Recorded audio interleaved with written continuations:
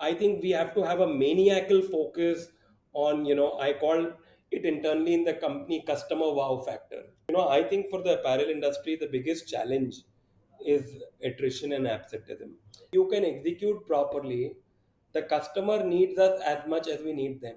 At the end of the day, if you can keep your customer happy, business will automatically come. Like I always tell, whether it's a customer or whether it's somebody working in the company, that it's a two-way street. Like we need to think of the business more in the medium and long run. Welcome to Barriers to Break Beyond Business, a podcast where we talk to industry experts and get into the depths of B2B business and figure out what they've already figured out and what it took for them to break barriers. On today's podcast, we have Mr. Shailesh Goenka, Director of Texport Industries. Texport is in the business of manufacturing and export of woven and knitted apparel and fabric. It was started in 1978 by the Goenka family, and it was really instrumental in putting India on the global map when it came to commercial apparel export. So I can't wait to talk to Mr. Shailesh Goenka and share what he has learned over the years and what it took for him to break the barrier. I'd really like to thank you, Shailesh ji, for taking the time out from your busy schedule to kind of come down and be part of barriers to break beyond businesses. And like we've already, I think, shared, one of the things that we want to make sure is uh, bring out the stories that B2B businesses have. Like these stories are usually not told, or a lot of people don't really know about B2B related stories. Usually the B2C is what gets the limelight. So I think the reason that we kind of started barriers to break was we wanted to bring out these stories, inspire people, and talk about companies and people who have already done and broken the barrier in a way. Right. Thank you so much, sir, for being here with us. And yeah, yeah. So, I mean, if you could help us and the audience, can you help us understand, how you got started? Let's go with your own personal journey to begin with, and if you could help us understand how this whole thing started for you. So, basically, I graduated, I did my schooling from Bombay, did my graduation from Bombay, started working very early in my career.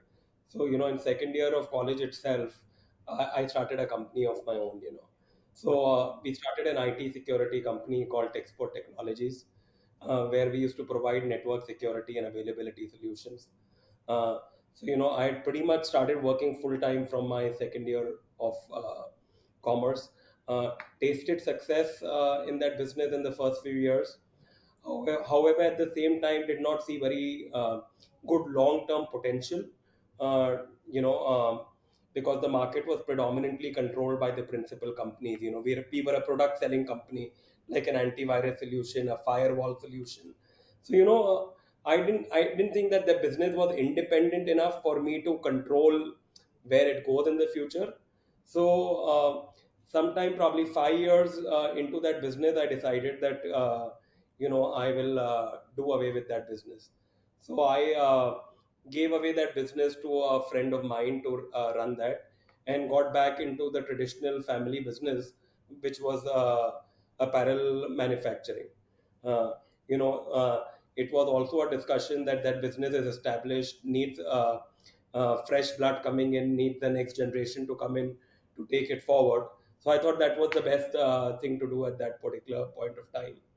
So when I joined Export, predominantly the first few years, all I did was I shadow my chacha.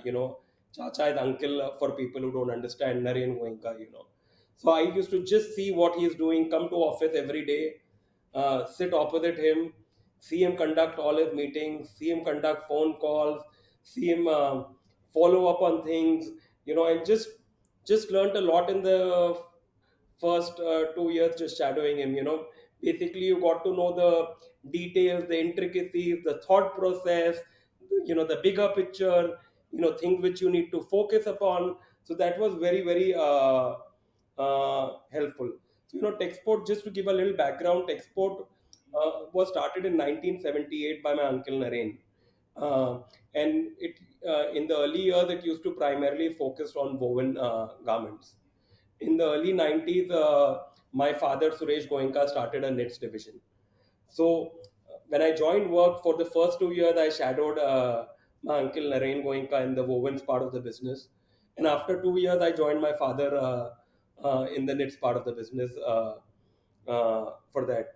I still remember those first early few years, when I was looking after the old Navy business, that was my first independent customer, and it was and I always have a soft corner for the Gap team because it was a new kid coming into business, and they really supported me, in terms of building that business.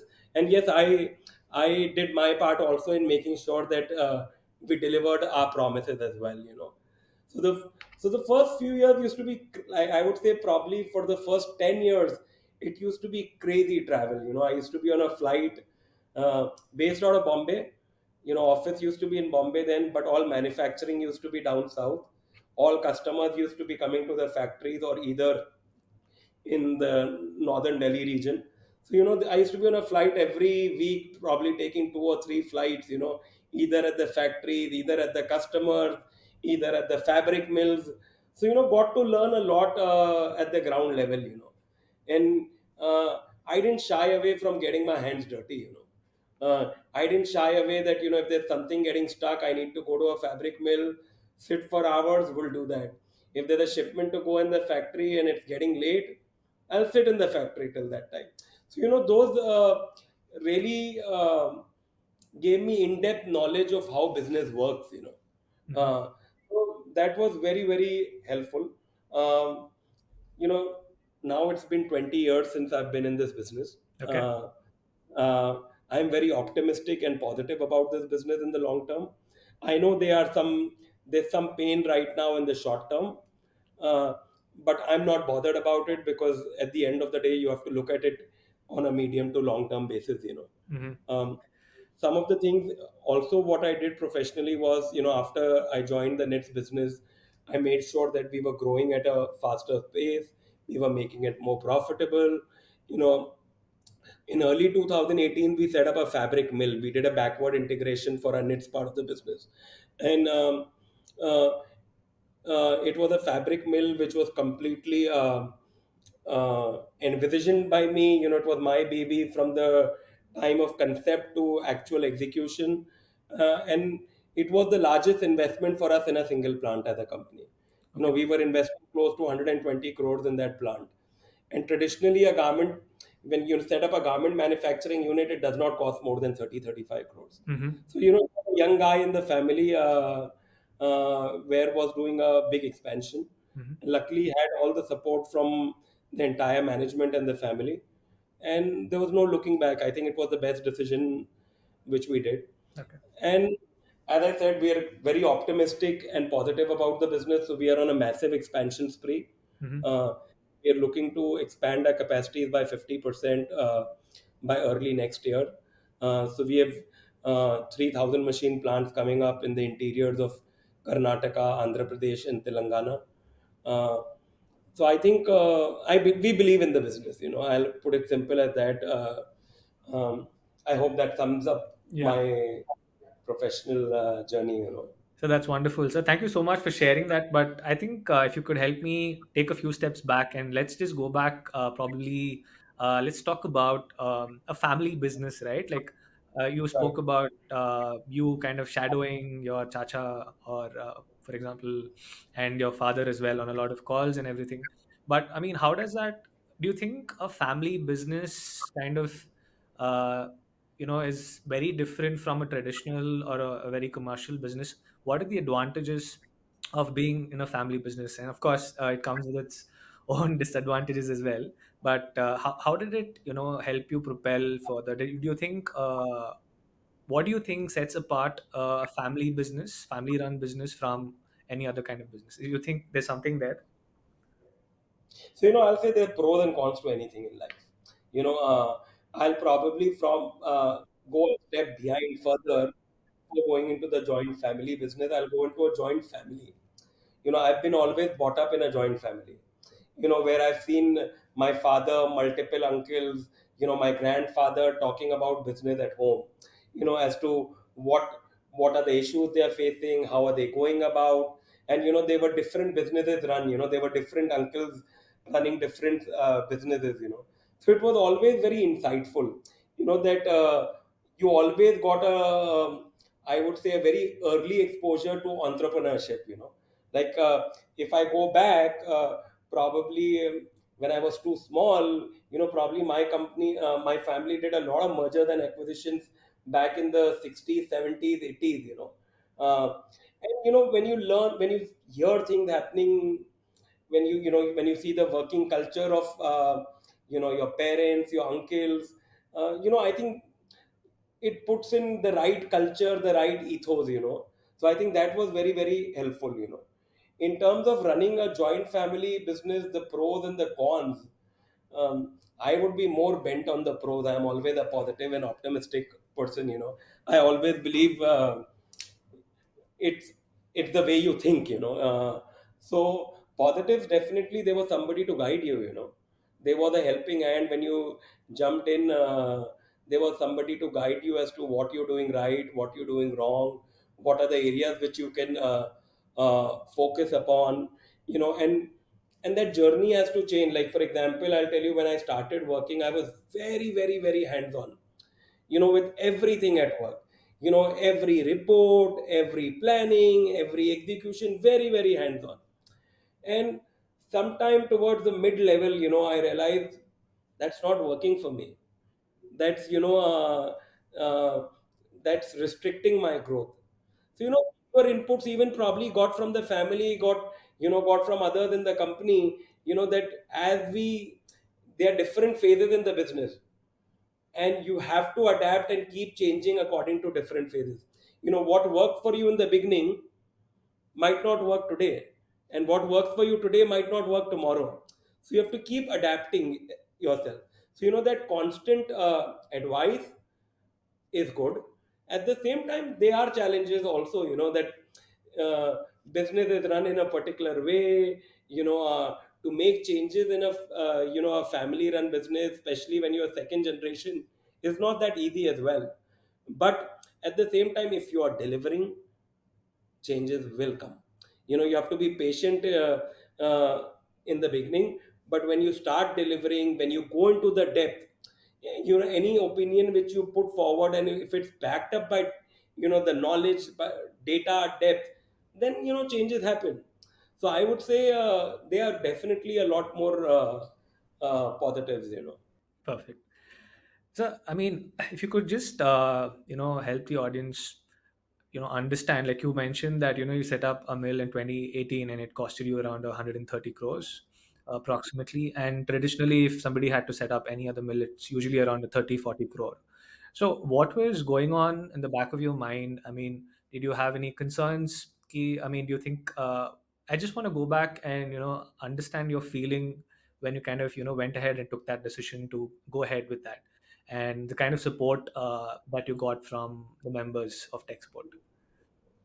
So predominantly, just to correct, I set up a fabric mill for 120 crores, and a garmenting plant, which is our traditional business, that costs somewhere around 30-35 crores. Mhm. So generally there are very few vertically backward integrated players in India, and especially in 2018, there are a few who have come up now as well.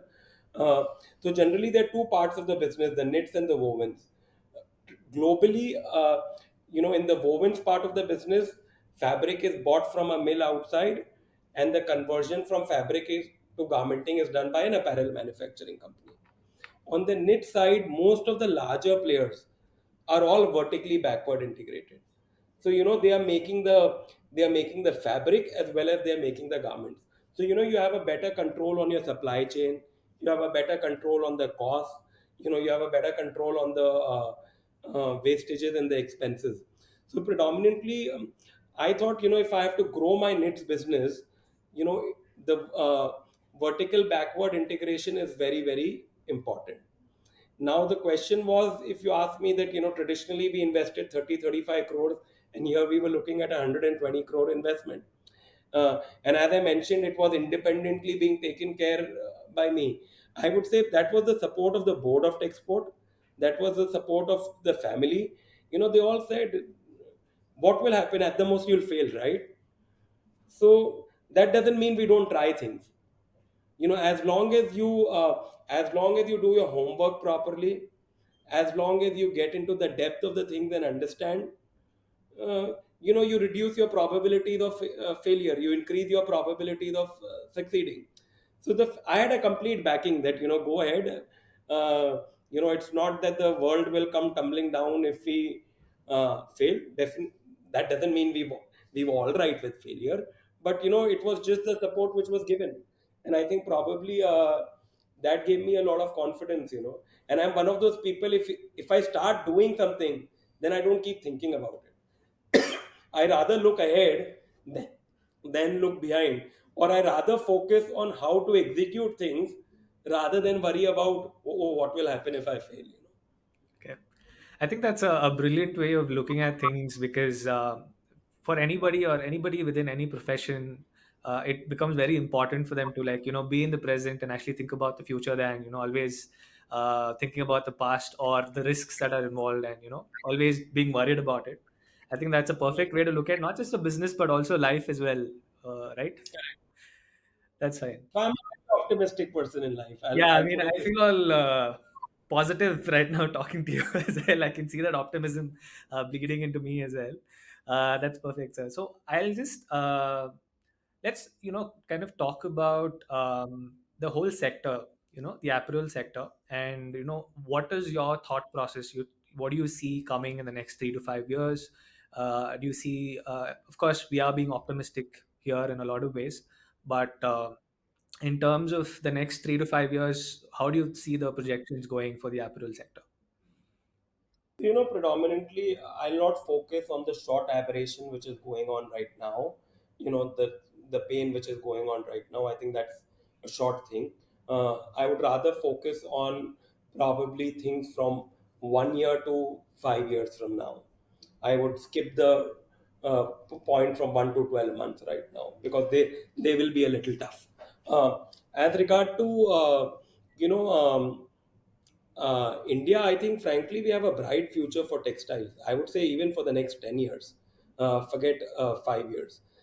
There are few factors uh, which attribute to it, and there are few things which we as a country have to be careful about. I'll give you a classic example. Somebody from the industry had passed a statement which I agree with it, that we never miss an opportunity to miss an opportunity. Okay. As an Indian apparel sector, you understood what I'm trying to say, right? That we are consistent for missing opportunities. Mm-hmm. Mm-hmm. And we ourselves only have to be blamed. Mm-hmm. I'll put it simple as that. So to sum it up, coming back on what's what what's the future? Why am I optimistic for the future? See, one thing, frankly, I think as we go along, more and more countries want to engage with India. At the end of the day, if they want access to our markets, we'll get access to their markets as well. So I think frankly, there are areas where, if let's say today, if we have to export anything to Europe, we get charged 8 to 9% duty, whereas something from Bangladesh or Sri Lanka has to go, it's a 0% duty. So we already have a disadvantage when it comes to there. So I think, with the government, which everybody knows that the government is very seriously engaging in free trade FTAs with various countries and with various trading blocs. I think some of those will come forward. Australia recently happened. We already have a FTA with Japan. uh, I think UK should come sometime this year. Europe should come sometime early next year. So I think it'll provide a lot of level playing fields. That is number one. Number two, I think China plus one will be a big factor. In terms of people trying to diversify their sourcing portfolio. I think that will be a big factor. I'll be very honest with you. No one country can take away China's even sizable sourcing away from China, because we don't have the capacities. So a lot of business on China plus one has been going to Bangladesh. Some of it has been going to Indonesia. Some of it has been going to Vietnam. Some of it has been coming to India, but ideally speaking, we could do a lot better than that. So I think that is the second advantage. The third advantage is, of the Xinjiang cotton, which is banned from China. We are a large cotton producing country. Most of our apparel production is cotton rich. Today, with that Xinjiang ban, I think it gives us a lot more opportunity to supply more cotton based garments, which has been our strength. So that is number three. Number four, I would say there will be a lot of opportunities for new product categories like outerwear, like MMF, which we have as good as no presence. So I think those will also provide a lot of greater opportunities.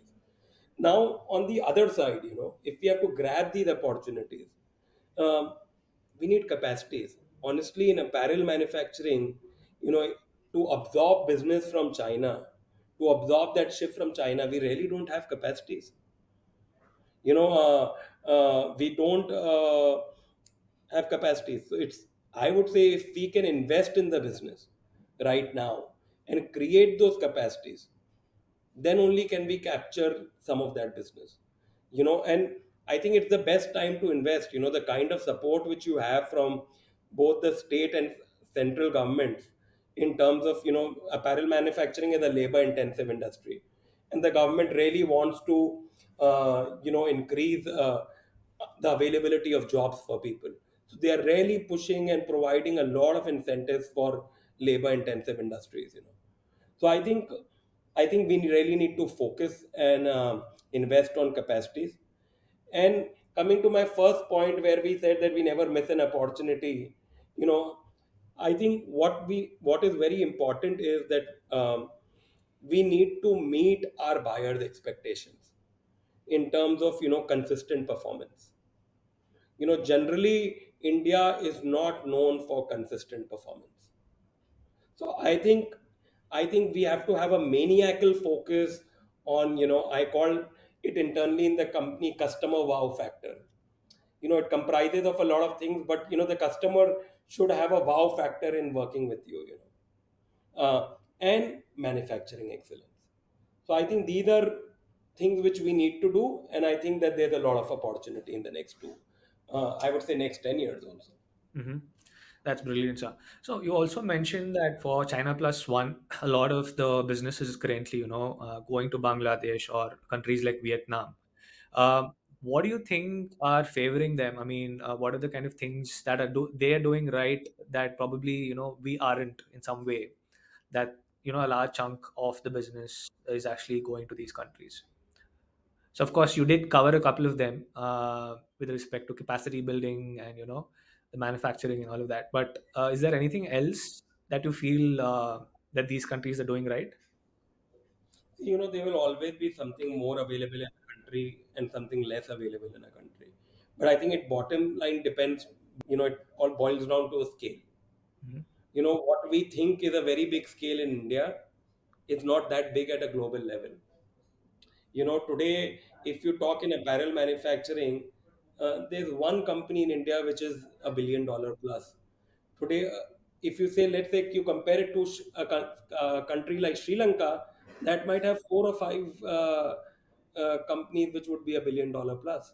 And if you go to Korea, if you go to Bangladesh, so frankly, we don't have that scale here.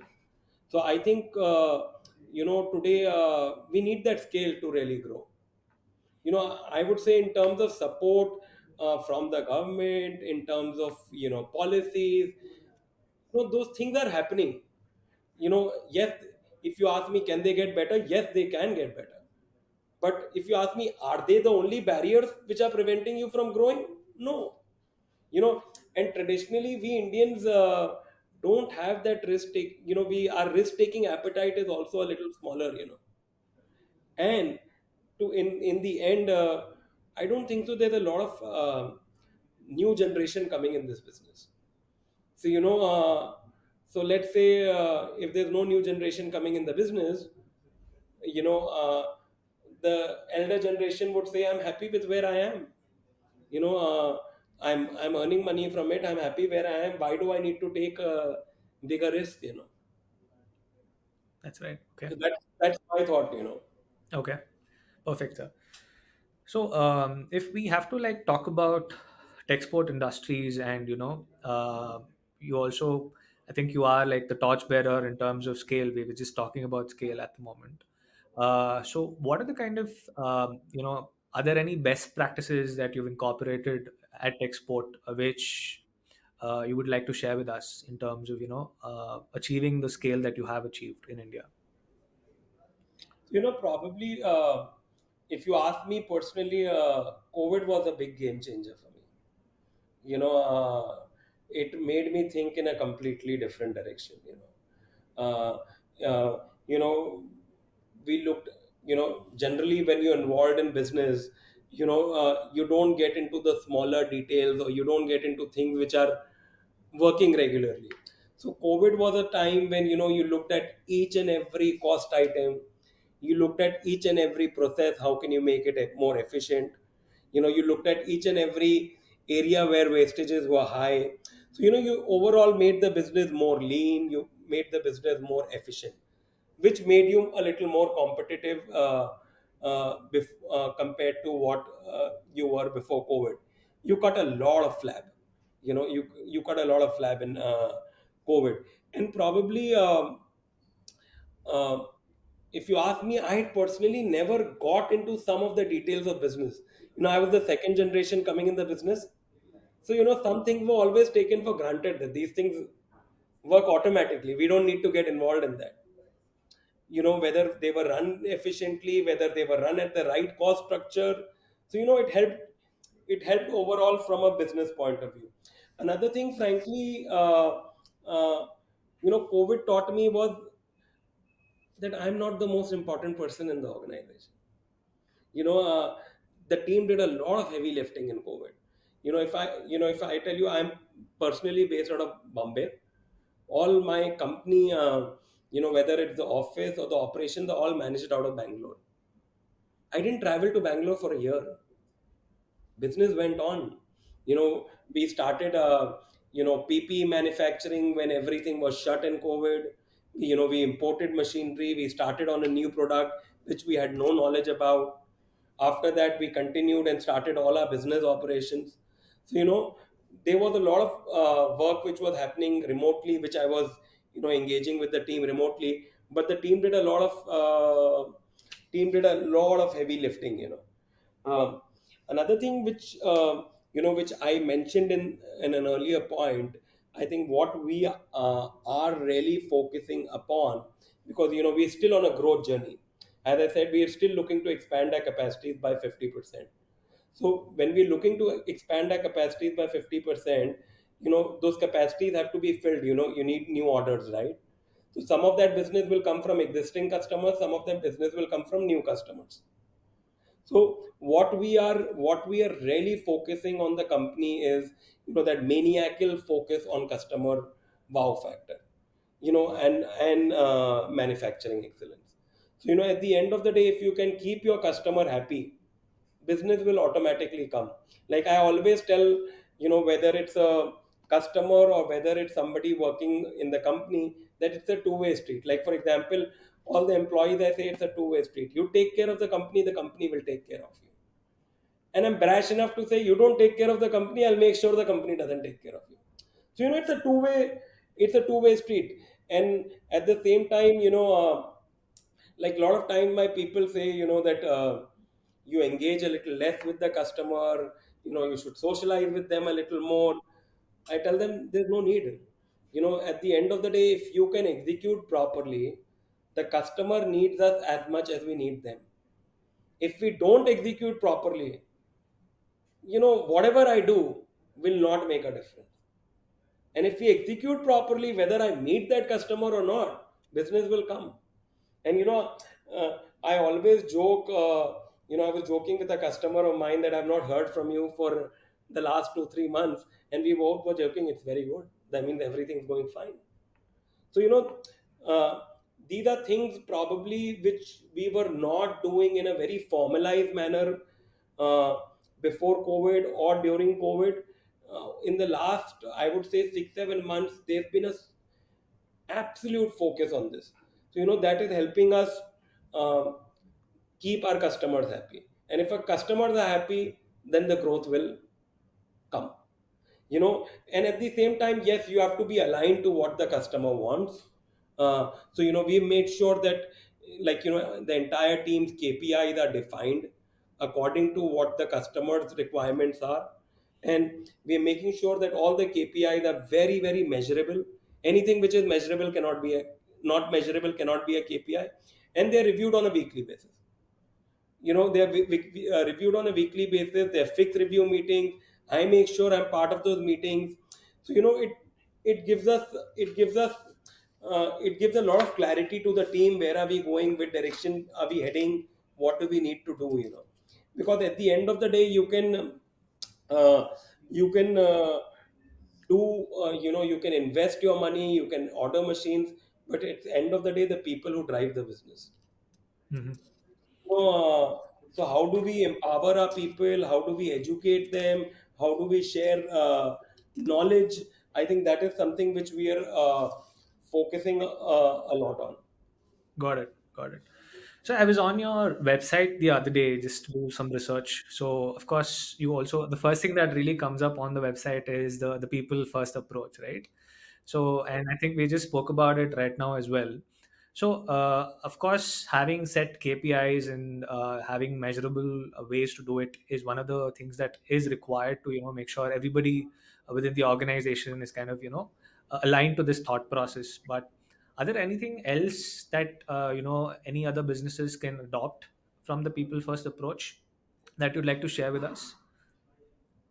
Yeah, so some of the things which we started doing with our, I would break it down to the office and at the manufacturing facility level. At the office level, we are encouraging our senior team if they want to take any external courses, if they want to do any executive education. We are more than happy to support them on that. How do they improve their skill sets?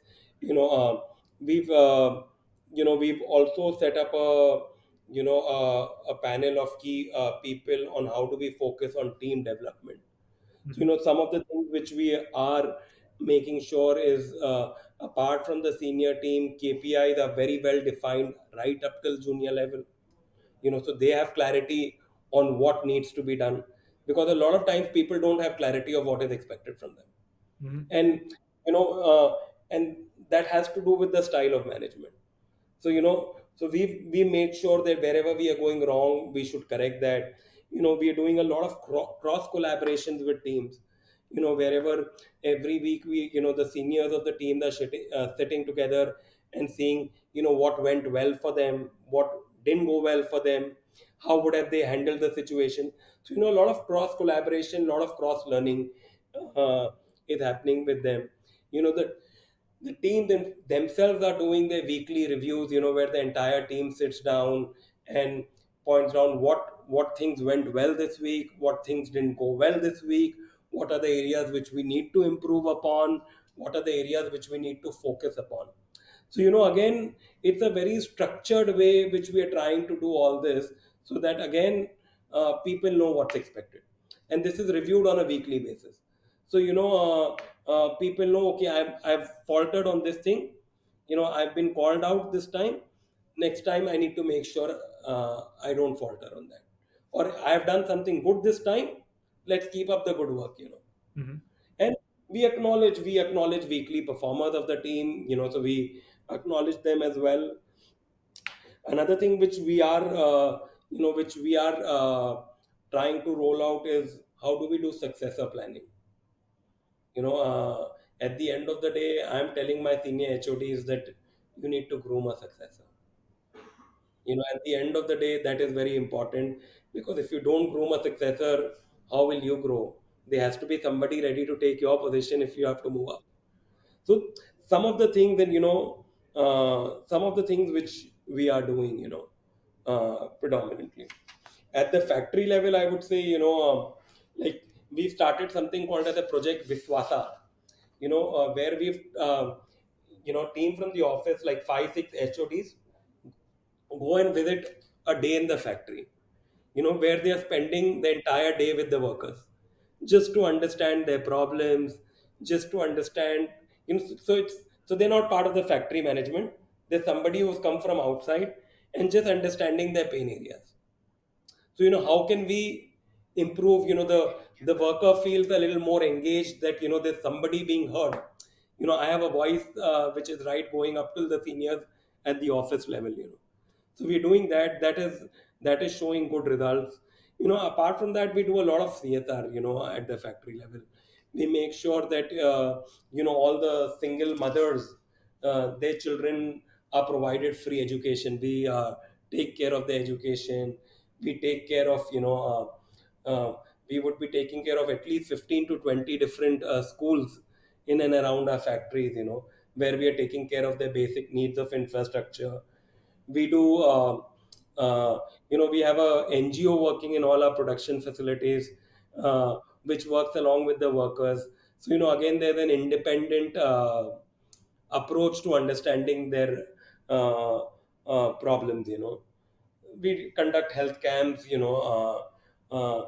did during COVID, we provided them a lot of immunity building things, and we've continued to do that. Continue to do that even today. So I think it is helpful, yeah. And we were, even in COVID, like, we have a workforce of 12,000 people. We took the initiative and make sure everybody were double vaccinated. Hmm. We didn't wait for the government to happen. We didn't wait. The company bore the cost and said, let's get an entire workforce vaccinated. Got it. So I always believe, if you take care of your people, as I said, it's a two-way street. You have to take care of the company, and the company has to take care of the people. I think, yeah, I mean, that perfectly fits in a lot of ways, and we have seen, I think, big companies, like even the Tatas, for example. Since you're based out of Mumbai, I'm sure there are a lot of instances and incidents that you would have come across. And actually, even me, I started my career with the Tatas. I was in Bombay for almost 2 3 years, and that's how I started my career.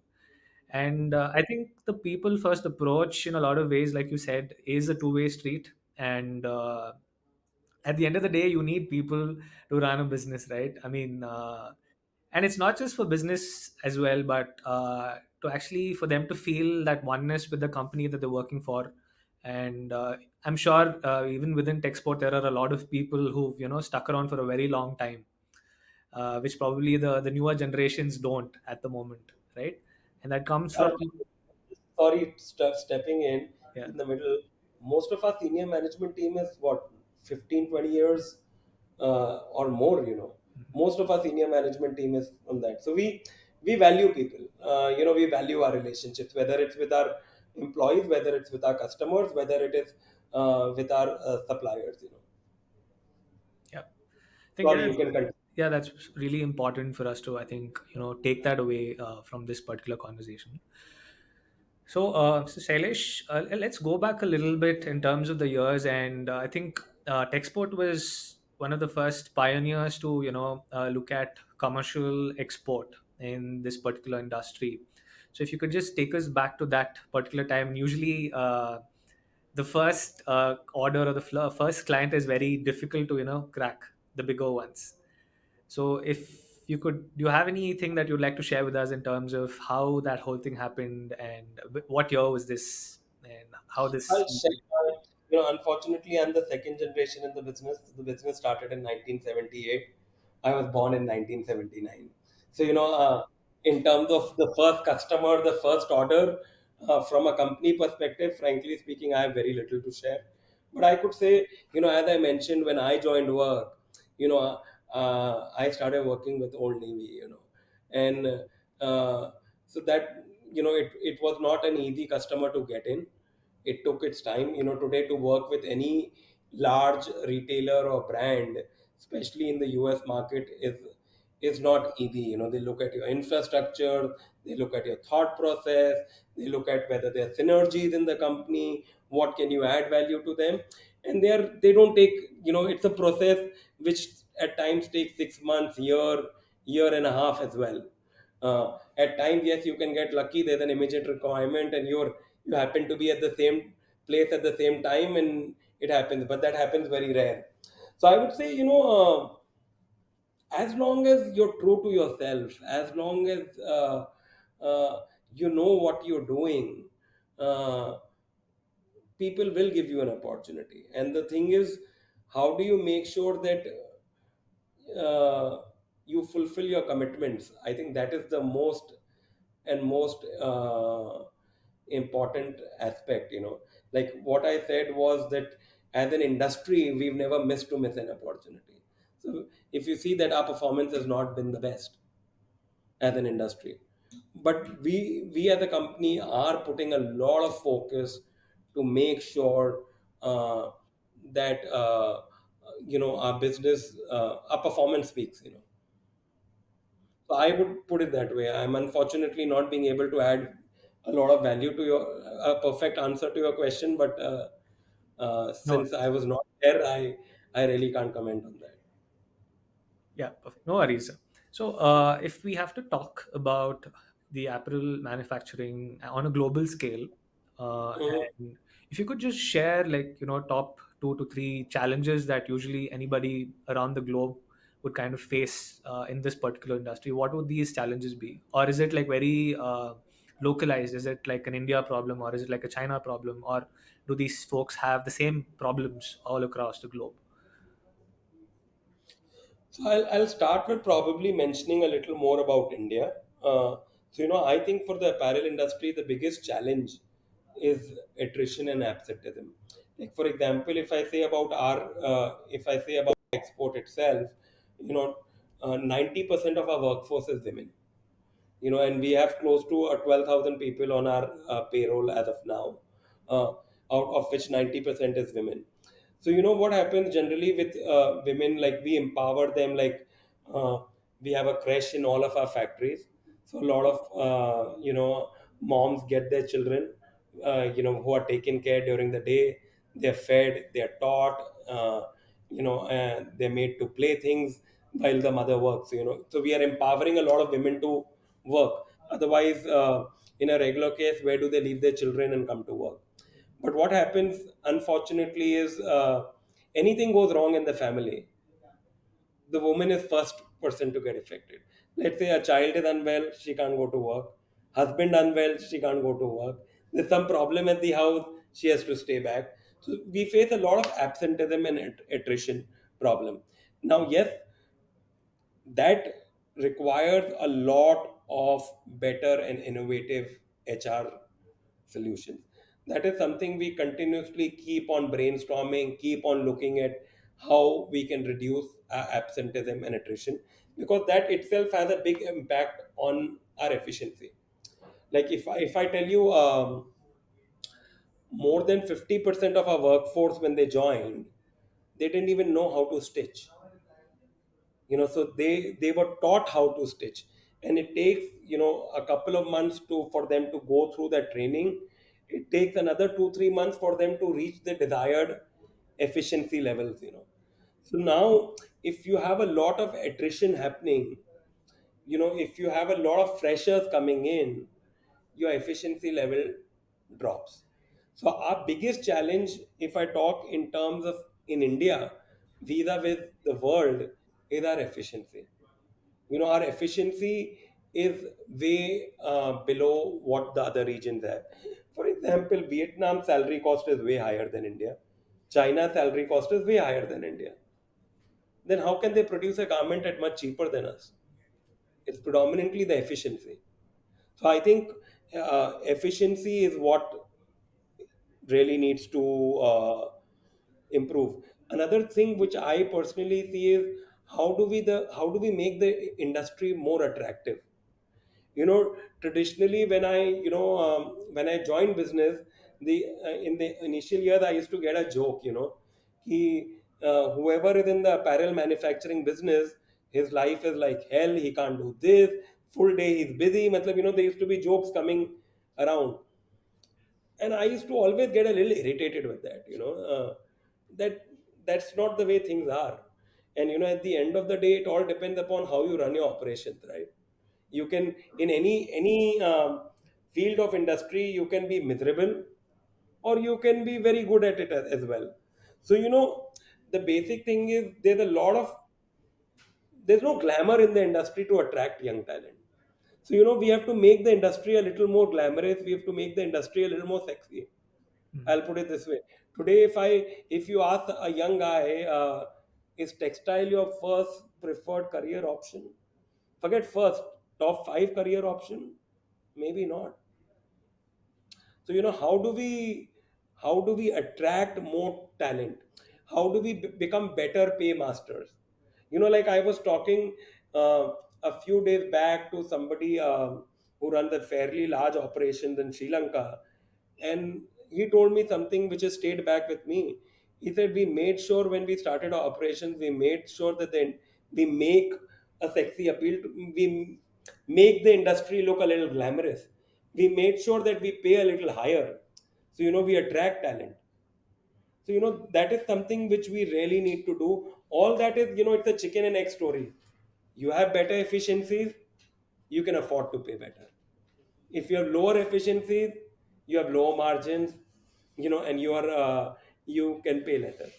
So I think we really need to get our act together, is what I would say.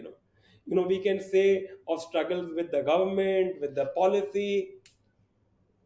Trust me, at the end of the day, you have to run your business yourself. You can't run it on the basis of what government has to offer. So the focus has to be to look inward. That's my approach. That's what we are focusing upon as a company. Got it. Got it. So, like, let's talk about somebody who's just starting off, right? Like, we spoke about India having to, really scale up in terms of what we have to start delivering on the promise, right? So, if somebody is just like starting off, or it's a very early stage entry into this market, so what are the kind of mistakes that they usually end up making in the first 5 to 10 years of starting, and how can they avoid those? I'll just put it simple as that. Keep in mind, customer is the king. At the end of the day, just focus upon your customer. Just focus upon how your customer is evaluating you, how your customer is measuring your performance, and align yourselves to that. You'll automatically succeed. And I would only say, for anybody getting new in this business, be prepared to get your hands dirty. At the end of the day, as I said, I I I won't say that I'm a what I shared initially of my experience in the early years. That I spent a lot of time on the shop floor. I spent a lot of time at the fabric mills. I spent a lot of time in day-to-day follow-ups. So at the end of the day, if you can get your hands dirty, and if you can have focus on what your customer is measuring you, and focus towards that, I think you will succeed. At the end of the day, let's put it this way: all these large sourcing offices want to work with companies, uh, you know, which can deliver consistently. In terms of COVID, everybody's headcount has been reduced. Let's say a particular person, if they were, two people looking after a sizable business, handling 10 vendors, probably it's one person doing it right now. And he would like to work with people whom he doesn't have want to follow up with. At the end of the day, because then only can he handle that many vendors, and then only can he fulfill his work. So at the end of the day, it's very important to understand from a customer's point of view. Some of these learnings for me have also been the hard way through. I'll be very honest to you, it's very easy for me to say it. I have some of them I've learned the hard way as well. But I think that's what's required. Got it. Got it. So if we can draw your focus on the global trade ecosystem, right? So in Hmm. terms of imports and exports, in terms of the countries, so do you see any particular trend right now, or that you forecast in the future as well, in terms of the quantum of imports into other countries from India? So do you have anything that you'd like to share around that? So I'll tell you, predominantly, we as a country are very focused on two markets, which is the US and the European Union. But there are so many other markets out there. Like I'll give you a classic example, Japan. We have a free trade agreement with them. So basically, anything which we export to them is a 0% import duty. If I'm not mistaken, they're the third or fourth largest importer for apparel in the world. They have a $25 billion worth of imports every year. How much does India export? Can you guess? Probably a third of that. 1%, $250 million. Okay. 1%. So we as a country, I would say, even probably we as a company have been just focused too much on US and EU. So one of the things is, how do you find newer markets? Like I gave Japan as an example, there will be 10 examples like this. How do you find new products in existing market? So it could be, MMF, it could be outerwear. How do you find new products in the existing market? That is very important. And how do we make sure we are more and more sustainable? At the end of the day, how do we make sure we are more and more sustainable? Because everybody wants to work with more sustainable companies. Mm. And how do So we I do think that that, sir? I mean, how do we do that? I mean, how do companies like Texport, look at sustainability as one of the key drivers? I think it's an important part of the business. I think we owe that to our future generations. We all. I do not know how old are you. I have children. I have to make sure that we leave a place where they can live in the future. So I'll give you a classic example on what we are doing in terms of sustainability. Uh, so we have a sustainability team internally within the company, which continuously keeps on looking at new sustainable opportunities, initiatives, and make sure whatever we've taken to implement them. Like for example, I'll give you a thing that the fabric mill which we set up in early 2018. So in fabric processing, you require tremendous amount of water. It's wet processing. So I'll give you a classic example. The fabric mill which we've set up consumes close to 1.5 million liters of water every day. Wow. 1.5 million liters of water every day. That's huge, right? Hmm. You and we've set up a mill in one of the driest parts of the country. We This mill is located in a place called Hindupur in Andhra Pradesh. It's one of the driest parts of the country. Hmm. How do we get so much of water? So we said that we'll invest in technology. So we are recycling 95% of our effluent.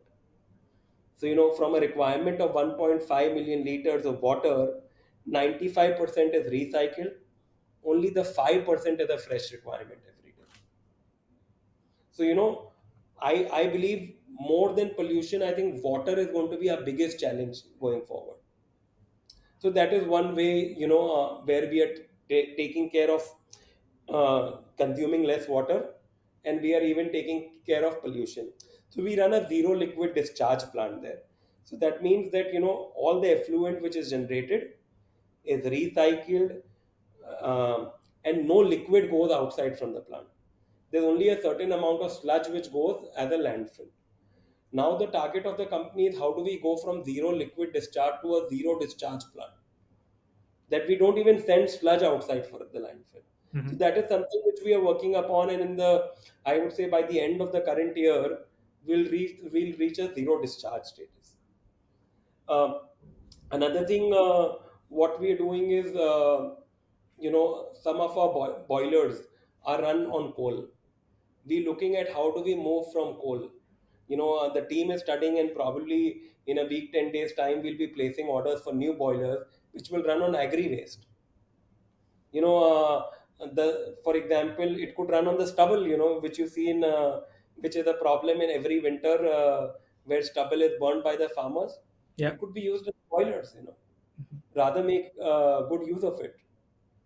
Then what? So fossil fuel transition is another thing. Zero, moving to zero discharge is another thing.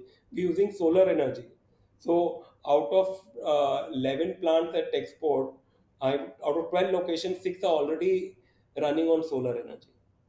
Not fully on solar energy because there are some restrictions on the amount of solar you can install. So it would be ranging from anywhere between 50 to 60, I would say from 60% to 20% of energy needs of a particular plant are being taken care by uh, solar energy. So, we are looking at, like recently we tied up with a company called Reverse Resources. When you make garments, you eventually cutting fabrics and converting them into garment, right? Hmm. So there are a lot of smaller fabric waste which are left behind. So Reverse Resources is a company which is helping us recycle it. So it may be converted into carpets, it may be converted into rugs. So it's a very well certified, established chain at every level, which shows that it is being recycled. Now we're looking at how can we make sure other waste in the factory, whether it's the stickers we use, whether it's the gumming tapes we use, or anything, how can we make sure that those are also being recycled, where again there is no waste getting out from the factory. So the thought processes are on that role, and I'll be very honest to you, at in some places sustainability pays back as well. It's not just, today if you install solar in India, it's not because your customer wants it to be sustainable. It turns out to be much much cheaper than the power which you get from power grid. So it's a win-win situation. It has an excellent payback. Hmm. Whether it is doing a zero liquid discharge, you know uh, to consume 1.5 million liters of water a day is criminal, no? So those are things which we invested heavily in the beginning only in our effluent treatment plants, uh, and we made sure that we do the right things. So the company is very clear on sustainability. We are very clear that there might be certain things which might not be economically making sense also, but we say if it's for the better good, let's even do those. Hmm. So So yeah. that's broadly what we are looking from a sustainability point of view. Mhm. So yeah, I think from this particular industry, of course, with the kind of things that you shared, are something that Texport has been doing. But I think very recently, in the last, I think 5-10 years, a lot of companies have moved to, just because the term is so fascinating, or it's like the in thing right now, sustainability. So they end up greenwashing. That's basically calling out things that they are not even doing, and just tagging it, saying this product is organic or it's sustainable, right? I mean, but like you're saying, it does make sense. Sustainability is something that has in a way worked for you as well. But I feel a lot of industries right now are just just for the tag. I think a lot of them are in the business of doing that. So what are your thoughts about that? No, I agree with you. That's happening. At the end of the day, whether it was organic, whether it is sustainability, a lot of it is not. If you go on the ground, it's not happening. So at the end of the day, one again, it all boils down to your principles, your ethos, with the values which are there in the company. That is number one. And number two, now there are agencies, independent agencies, which come and do your audits as well. uh, but unfortunately, it's a new concept for the customer. There are no fixed norms which are followed by you know which are not followed. So some people take advantage of it. Hmm. So there will always be people like it in anything which we do. But I think I'm pretty sure most of the companies in India, the larger companies, are doing it seriously. That's my belief. There will be always some rotten apples in the basket in everything which we do. Got it. I would leave it at that. I would leave it at that. Another thing I'll give you, for example, one of the things which I could even tell you what we are doing, which I missed out. For example, I told you that we're expanding our capacities in a very big way, right? Hmm. By 50%. So, all our factories, three new factories which are coming up, they're all going to be even LEED certified green buildings. They are going to have solar power in all. They are going to be at least 50-60% run by solar power.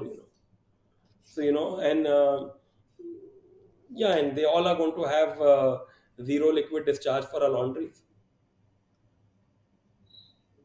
Hmm. And you put on energy saving machines, you put better machines which consume less power. So we keep on looking at doing those things. Got it. So yes, sir. I mean that kind of brings us to the rapid fire question, and this is like just very generic, very casual kind of a question answer Mm, that you could share.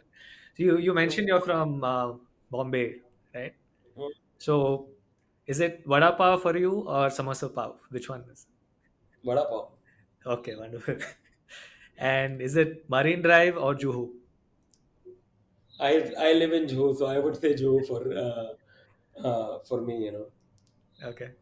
Sir, in terms of anybody that you kind of look up to in the same industry, do you like to name anybody or any particular company that you feel we could learn a lot from? There's everybody, frankly speaking. You look up to people who are ahead of you, there's learning from everyone. I'll give you a classic case today. Uh, I'll start with my own family. Like as I mentioned, I've learned a lot from my uncle Naren, who's now the chairman of Apparel Export Promotion Council as well. There are always peers who are ahead of you in the industry. Let's say uh, today, if I talk about India, today there's a Shai Export House, which is $1 billion plus company, and the next company may be around $300 million, if I'm not wrong. There's always it's always nice to learn from people. And one of the things which we've been brought up with is, we like to share information and learn with others, with the peers in the industry. I always believe the pie is big enough. I always believe that if you interact with people, if you share some information with people, you will only learn. And any extra information is always going to be helpful. There can't be anything negative about it. So my father and my uncle both tell me at this age as well. Probably they've been in the business for now almost close to 45 years, and they still say that we learn new things every day. And I believe the day you stop learning, that's your death warrant. uh, because the world is evolving every single day. So Hmm. I think I look up to anybody whom I can learn from, who's more successful than me, who's running a larger company, who's running a more efficient company. Um, I think there's a lot of learning in this world. Okay. Any other country that you kind of see they're doing it right, they're getting this formula right? Which country would that be?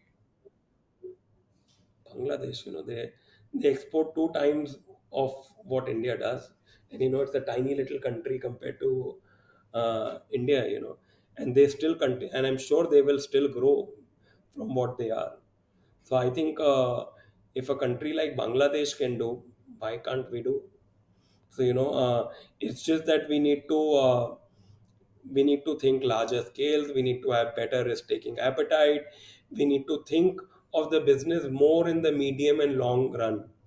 We need not be short term. We need not behave opportunistic. We rather build a solid business in the medium and long term.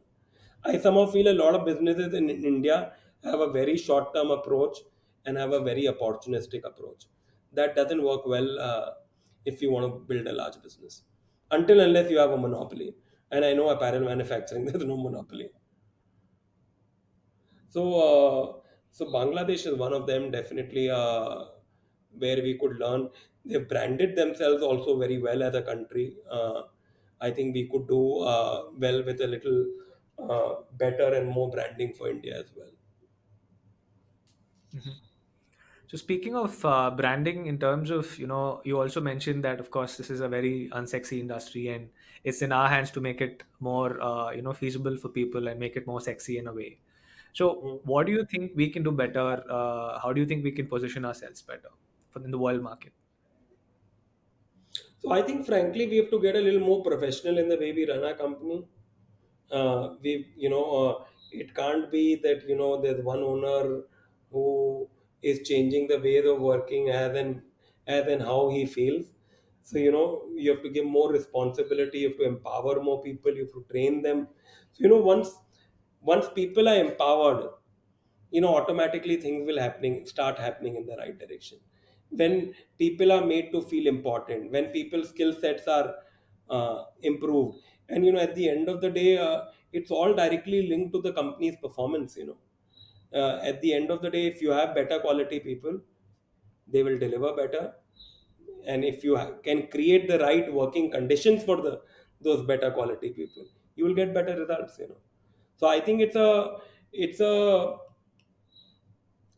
we have to think a little differently. What worked for us to get here may not work for us to take us to the next step. So we have to evolve. There is no one fix way which is the right way. Each one has to find their what works for them and evolve. I think that is very, very important. Got it. Because if I look at it, today, um, even when I was telling you to compare to Bangladesh, there are a lot of Indians who go and work in Bangladesh. Hmm. The kind of salaries which they get in Bangladesh compared to India, there's no comparison. He produces it for the same customer at the same price, or maybe at a lower price, but he can afford to pay staff better, right? Got it. So probably it all boils down to the efficiencies of the plant. Because our one of the main variable costs for us is people. So how do we take care of our people better? How do we improve their skill sets better? How do we in turn get better efficiencies for them?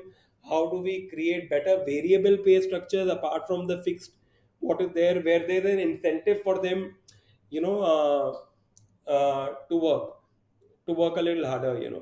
And how do we improve the atmosphere on the shop floor? Hmm. How do we run our factories in a you know traditionally in apparel manufacturing, there's always been a guy who's come up from uh, bottom, who's running the plant, heading the plant. He might not have the best education.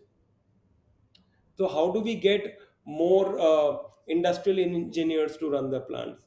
How do we run the plants more scientifically? Like, how do we digitize our plants? Like, for example, we are in the process of digitizing all our plants. We want to make them paperless, so that real time information is available at real time for us to take real time decisions. Otherwise, there's always a lag in information of at least 24 hours. So how do we do that, all that? So we have to get out from from our comfort zone. I think that's the important factor. And there are few people who have done that and are successful. Hmm. I think yes, I think you've really summed it up very well in terms of what is the future, and how we can kind of improve on a lot of these things, and the people first approach that you kind of mentioned. So, Mr. Sailesh, I mean, if this is something that I feel you could share, is in your journey with Texport, is there like an experience that you would like to share with us? What is the kindest thing that has ever happened to you while running this business? It could be on the shop floor, or it could be in your travels, or anything. Is there anything or any incident that you would like to quote? Honestly, there's not something which comes up to my mind, but at the end of the day, I can tell you there have been multiple experiences. Again, it's a matter of if you are true to yourself and if you take care of your people and your customers, they will take care of you and be kind to you. You know, so I honestly nothing specifically comes up in my mind, but I think it's a two-way street. Just take care of your people. I would put it simple as that. Yeah. And people are nice. I have nothing. My entire team is nice to me. My, it's not that I don't have issues or I don't hold up people, or but at the end of the day, take care of them as well. That is important. That is very very important, and be fair. I think it is very important to be fair. And be fair. Again, don't be opportunistic or um, short-sighted when it comes to dealing with people. Think a little in the long run, Mhm. because it's only people who are going to take you forward. Perfect, sir. Perfect. Perfect. So yeah, I think that kind of wraps it up, and it was quite insightful to say the least. And I think we've touched upon a lot of topics and a lot of things: the people first approach, sustainability, and the whole global environment, and how India can position itself better on the global platform. So thank you so much, Mr. Sailesh, It was to all kind of get us into the depths of it, and share whatever you've learned and have picked up in this industry. And it's been an honor to have you on Barriers to Break, and we hope to stay in touch, and we hope that a lot of people will get a learning or two from this particular podcast series. Thank you so much. definitely. Pleasure is all mine. Thank you for having me. Thank you. Thank you. Yeah.